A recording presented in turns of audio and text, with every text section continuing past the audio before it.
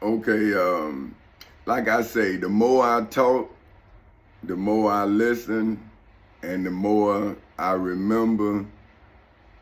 And like I say, it's like opening Pandora's box, because it's like I'm living my life again, but this time I'm mature enough to sit back and enjoy my life. You know what I mean? Because my daughter, like I say, she my best friend. She is who at my what when it was dark, like when I was contemplating being Tommy, and I was apologizing to my daughter for my actions. see, she thought I was talking about when I was in high school, but I was saying, Tamika, these people messing with me, and I don't know what to do. You see, and man, they gonna push me in a corner, and I'm gonna come out. And so forgive me. And she must have thought it was, because it transcended. Like, it started me telling her about high school, and then these people kept trying to fire me. And I'm telling her, babe, I'm doing all I can. They just keep coming. And I'm saying, man, I don't know what to do. I'm saying they won't stop. So I'm telling her, but like I said, that's why I tell her, you like my girlfriend, cause you your mother. See, like when my life got chaotic, when I was in high school, like my mama got on crack, my daddy was talking about killing me, bad. I'm saying, hey, look, this what I'm telling people. Like, man, my life ain't never changed. My friends never changed. Nothing in my life changed, man. Then, other than like another one friend, but I wouldn't talk about my life. He would think that my everything cool, but we would talk about business. See, I was able to compartmentalize what my life, I had to. My daddy forced me to. So that's what I'm telling y'all. I'm saying, listen, I got you in a compartment. I don't want to be your preacher. I'm not a preacher. See, but I'm starting to understand who people see me as. See, I'm gonna tell you, it's two people that I seen up close that I know was special people that I actually seen, right? And they was athletes. No, it's another one, man, in high school. No, junior high school. His name, Ernest Williams. Man, this dude was so fast. It ain't make no sense.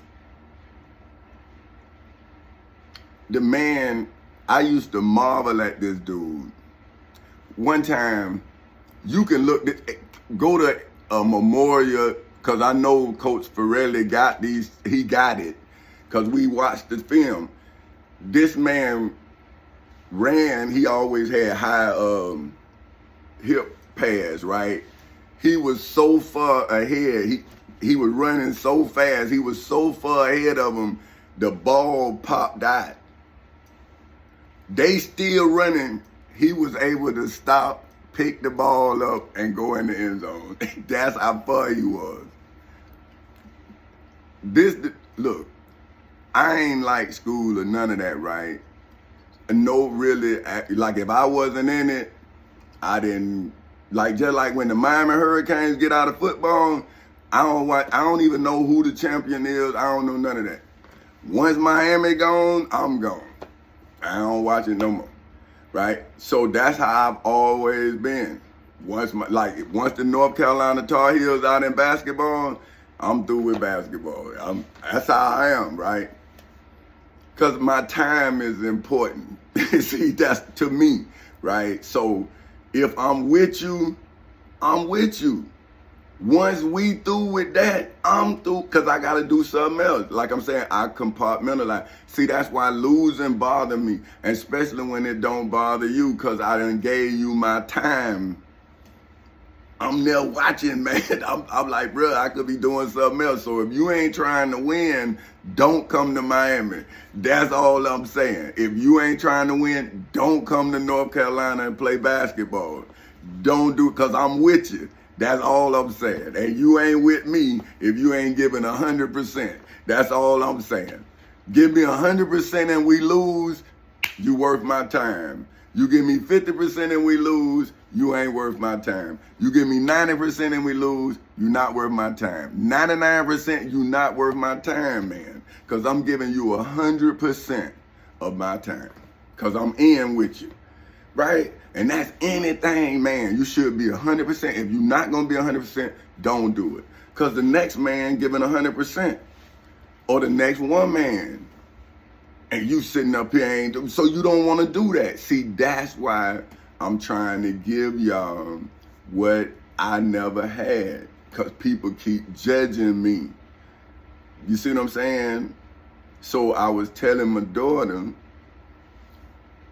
and apologizing in advance for me being her father. And she thinking I'm talking about then. So she, like I say, she said, Dad, I got this project or something, and you know, they say you gotta pick a role model.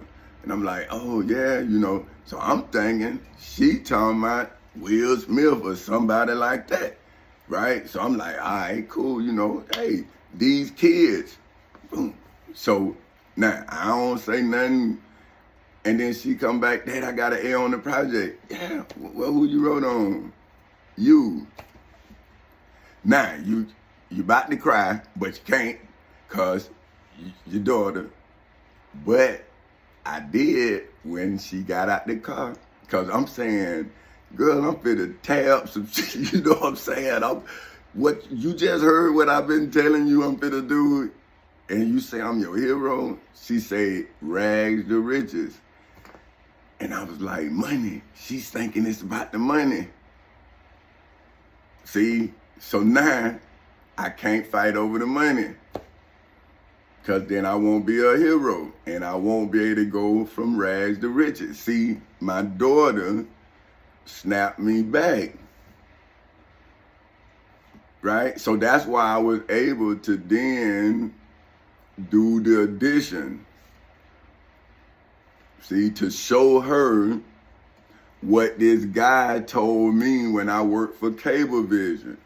See, he said, I'm not going to give you a tip.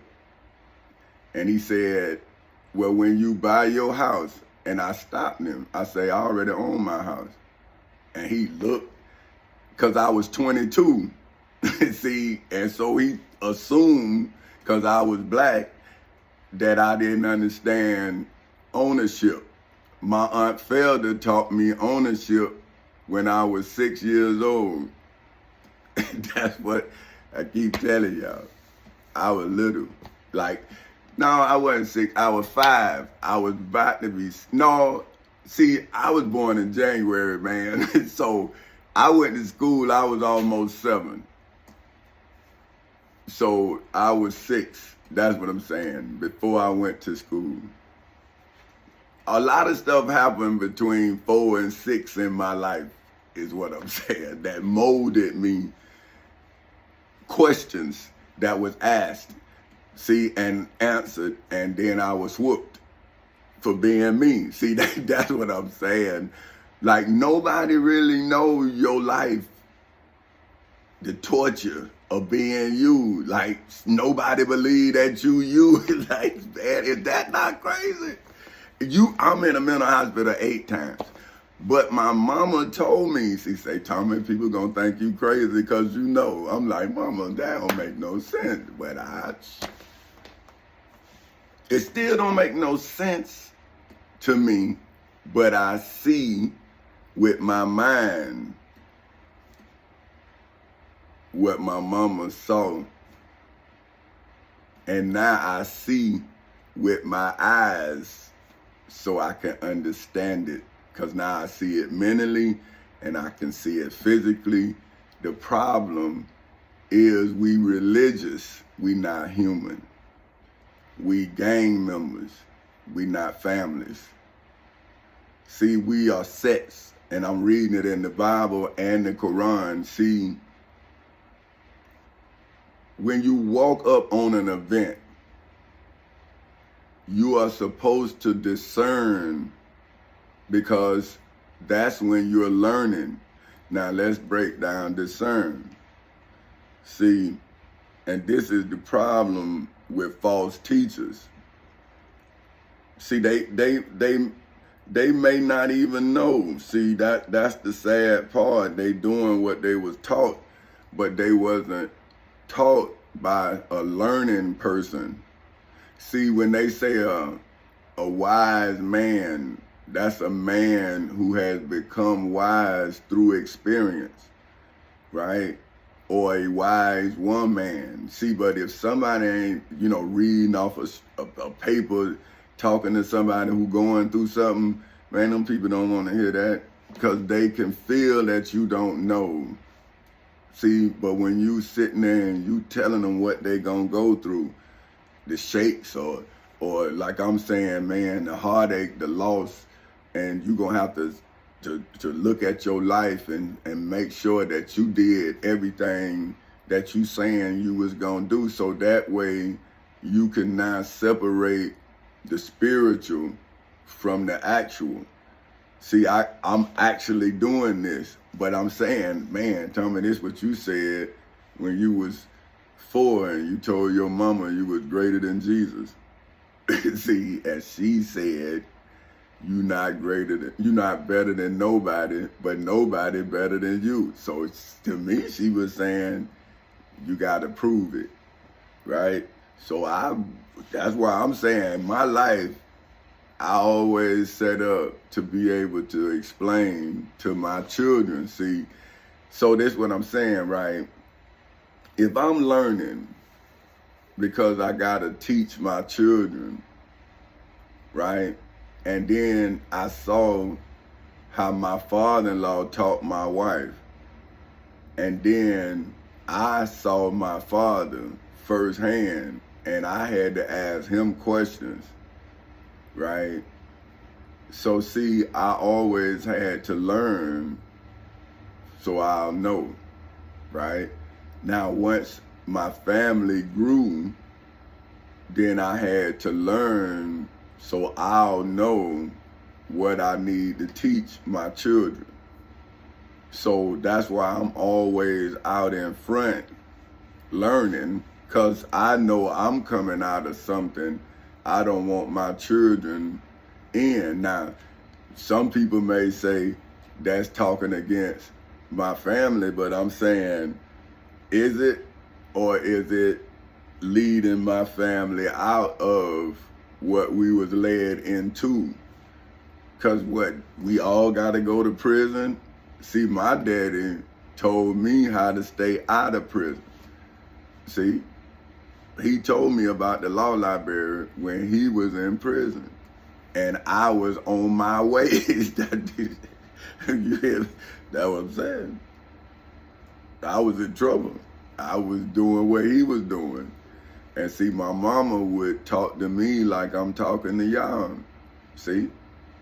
So I had to go through it because my daddy took us through it. I saw my mama go to school and learn, and I saw her get through it. Then I saw my daddy come destroy it. So then I know that a destroyer would try to destroy me like my daddy destroyed my mother. So why wouldn't I then do what my daddy told me and my mama showed me? See? So this is why I'm saying I can discern, for which is defined as to detect with the eyes. See? Detect, defined as to discover the true character of. See? So my mind's eye now is in perfect tune with my eye, my physical sight. So now my spiritual being and my physical being is one. See, before, when I was young, I didn't understand why you would whoop me, man. Why you asked me a question. Now I see. I can read your mind. I can detect your understanding. Your true character is spiritual. And that's why you become afraid of a physical situation. See, because now you have to have the courage of Jesus to face what you're afraid of. See, now you have to carry your own cross, but Jesus showed you how to be him. Think about it.